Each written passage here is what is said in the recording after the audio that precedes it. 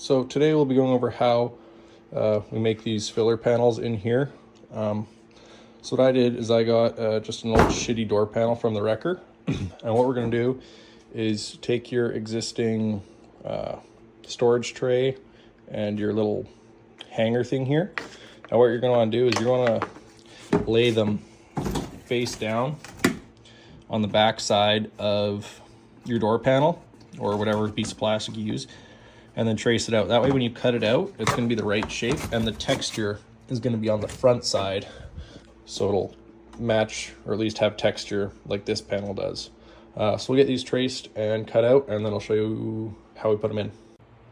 So when you're tracing these panels out, you probably only need about 2.5 inches. It just needs to be just behind this ledge when it's sitting in there. That way you've something to rest and glue this, I guess, flat piece against when we go to put those in. So once you have your two pieces cut out, you basically want to sand them and test fit them.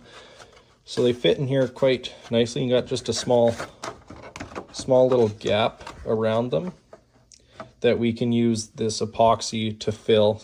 So we'll fill the front side here, and then we'll put a bunch on the back side to help hold them and secure them in. So we'll get those thrown in, and then we will work on filling this upper section here. So just a little tip here when you're setting or trying to get these pieces set in. I just bought a cheapo plastic welder off Amazon. I just use a couple staples just to hold it flush here.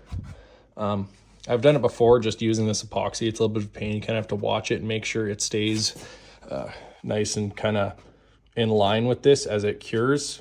Or you can use screws and use it to hold it up. But so far this is definitely working the best using the plastic welder with the staples. So now that we got these all, I guess, epoxied in, we'll go ahead and clean these up a little bit, and then we'll go on to making these lower filler panels in here. So yeah, I'll get these cleaned up, and then we'll move on to these inner panels.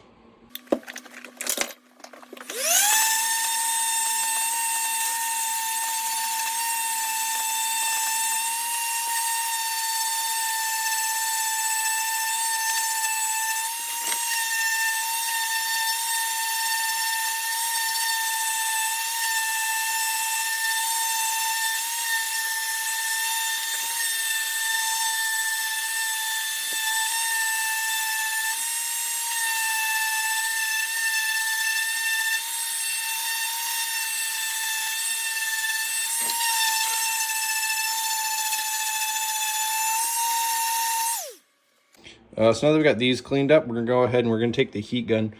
We're gonna heat this ledge all the way across here and bend this down. So it's gonna wanna stay, all of this is kind of just wanna stay beneath this cigarette lighter port.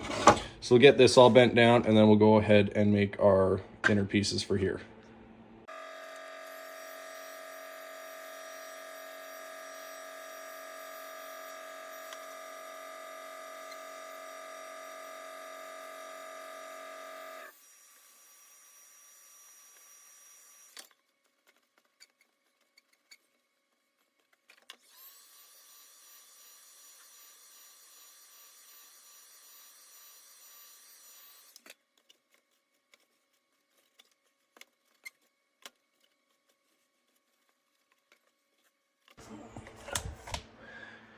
So as you can see, we got this all folded down now, so it's actually just wanting to rest just beneath that cigarette lighter port. So now it's got a nice edge to transition into this upper piece. So now in order to make these filler pieces, all I did is I just took some cardboard and I just tucked it up in behind, and I just traced it out. I just cut it to make, basically fill the voids, as you can see. Kind of like that. So your plastic pieces that you'll cut out will eventually fill all this in. So I just traced this, cut it out. So we'll take our templates and then we'll transfer them over to the door panel, and we'll get those cut out and slapped in here. So we got these filler panels cut out and sanded them up to get them to fit in here nicely, so there's not too many gaps. So we'll get these sanded down to 80 grit, and then we'll put some of this plastic epoxy on them to get them held in, and then I'll show you what that looks like. So when I'm installing these panels now, with my heat gun kit, it came with this little wire mesh. So what you end up doing is you melt it into here to help create a good bond between the two. What I've found before, when you just use the epoxy, you start sanding this down, and what happens is it gets so thin, you're only relying on the thickness of the epoxy on this ledge.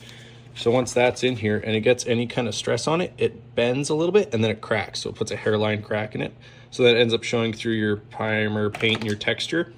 So to combat that, I used this fiber tape. It's also by Dominion Sure Seal.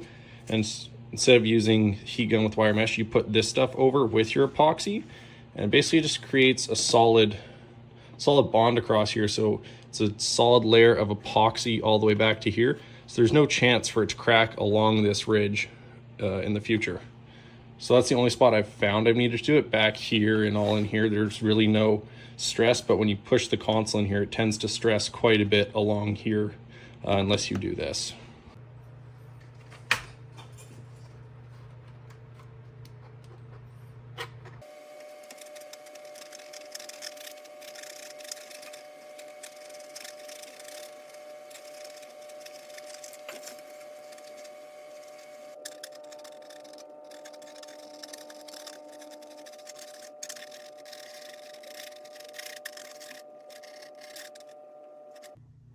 Now that we've got the front of this all secured, you can kind of see it's really starting to take shape now. We're going to work on securing the back side of this. So mix up some of your epoxy, and what I like to do is I just like to take my finger, fill this all in, then just take your finger and then just run it all the way along like this. Just give it a nice radius, and then we'll sand it out after, and then we'll go from there.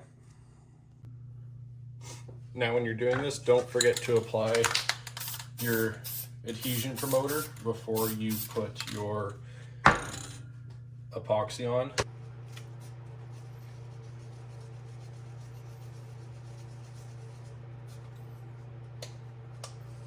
Now we got the stuff all nice and mixed up. What I basically do is I just take a gob of it on your finger and then just start working it into the seam here, just to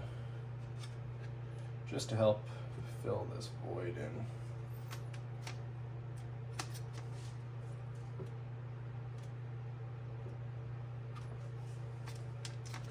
I mean, you can use some like plastic Bondo, I guess putty knives. I think that's what they're called. To do this or whatever, you don't get on your hands, but it's not that bad. And the corner here's the tricky part because there's so much of a radius, but you gotta just work it the best you can, just kind of get it all in there and kind of see the radius it's putting on there.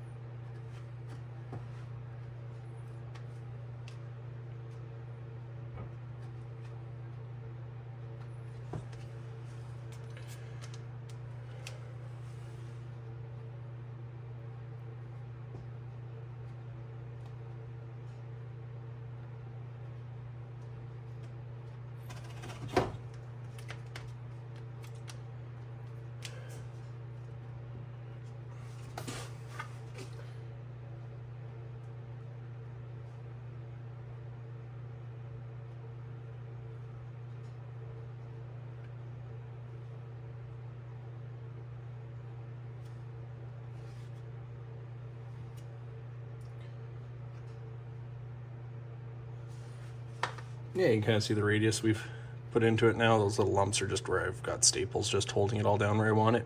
But yeah, if you got some left over, we can go ahead and fill these little lines in that I missed earlier, and then we'll just even this all out.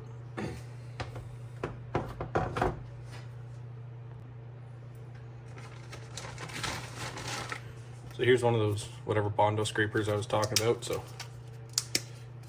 we'll just take this, let's get all this old stuff off of it. Just take this, take a little bit, just get some on the corner, then we'll just work it into that groove. Or any low spots you might have found from earlier, just a nice skim coat.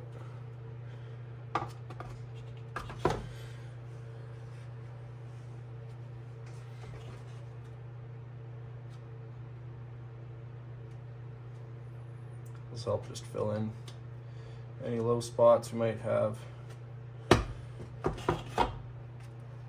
Again, doesn't matter how pretty it is, you're gonna sand it all the way after.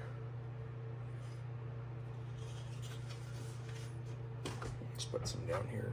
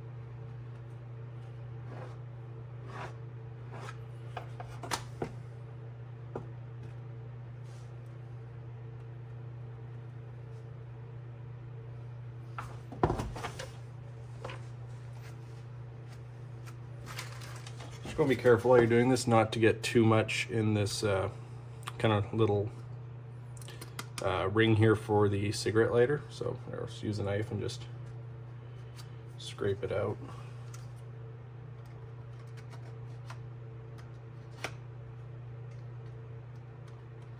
Yeah, all right. Well, we'll come back once this has had a chance to set up and cure, and then we'll get to sanding it.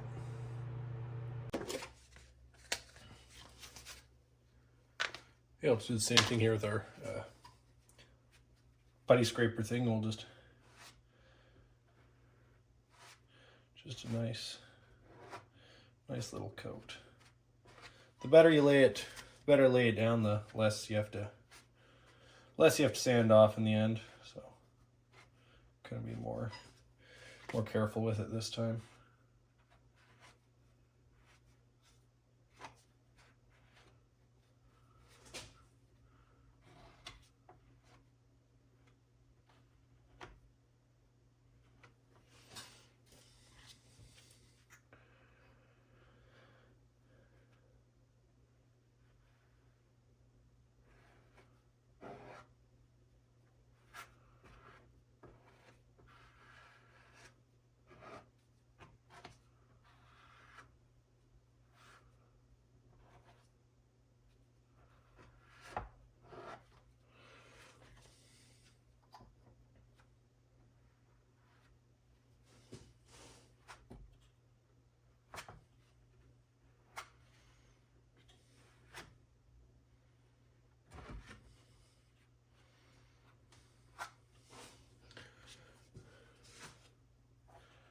It's just a little bit low up here. You can just feel a little bit of a ridge. So I'm just doing a nice little coat just to kind of get rid of it. Generally, if you can see it like a hard line like this, when you put primer on it, you're gonna be able to see that. So try and get away from sanding it so low that you can see hard lines like that. Generally, I find it turns out just a little bit better.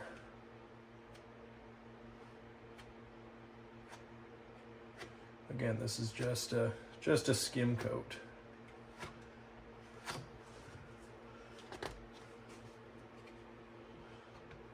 Once we clean this back up, I'll go in and I'll clean up these corners. The corners by the cigarette lighter are really a pain to get to look good again, so I'll just do that last. Yeah.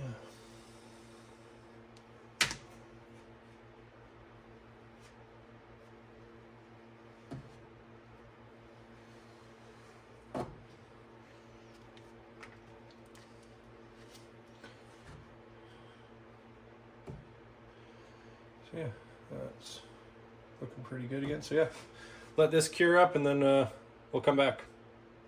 So unfortunately I ran out of epoxy in order to get as far as I wanted to on this one today. So I'll finish up this side and a bunch on this side. But we got all the heavy work done up top here for it.